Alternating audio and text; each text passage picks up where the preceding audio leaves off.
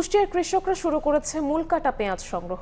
চলতি মৌসুমে পেঁয়াজের দাম বেশি হওয়ায় লাভের আশা কৃষকদের। এ বিষয়ে বিস্তারিত জানাতে পদ্মারচর এলাকায় আছেন সহকর্মী SM রাশেদ। সরাসরি যুক্ত হচ্ছি তার সাথে।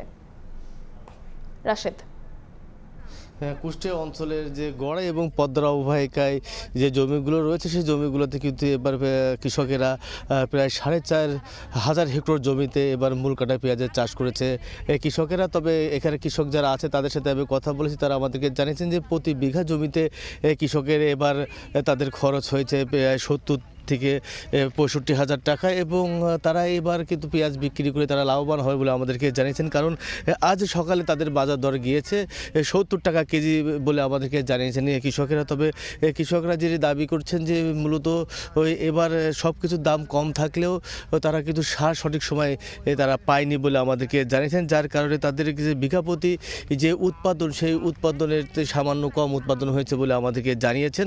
এই কারণে বিশেষ করে কুষ্টিয়ার পদ্মা এবং গড়াই অববাহিকায় যে জমিগুলো রয়েছে সেই জমিগুলোতে কিন্তু প্রতি বিঘা জমিতে প্রায় 70 থেকে 80 মণ পেঁয়াজ কিন্তু তারা এবার উৎপাদন করেছে, বিশেষ করে মূল কাটা পেঁয়াজ। এবং প্রতি বছর কিন্তু তারা এই সময় তারা পেঁয়াজ সংগ্রহ করে থাকেন এবং এবার তারা ভালো দাম পেয়েছে বলে আমাদেরকে জানিয়েছেন। কারণ ইতিমধ্যেই কুষ্টিয়ার যে বাজার রয়েছে সেই বাজারে মূল কাটা পেঁয়াজ তারা সরবরাহ শুরু করেছে।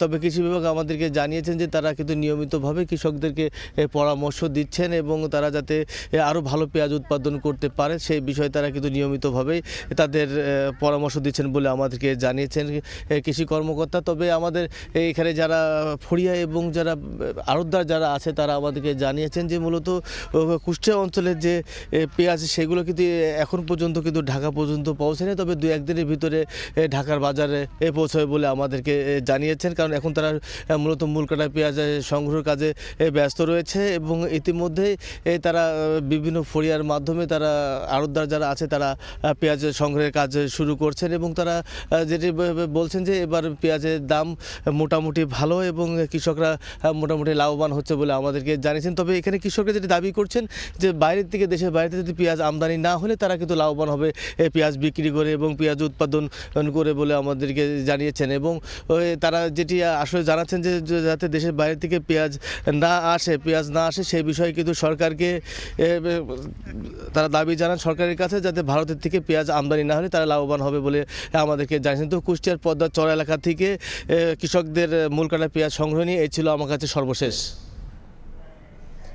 কুষ্টিয়া থেকে সরাসরি যুক্ত হয়েছিলেন সহকর্মী SM রাশেদ।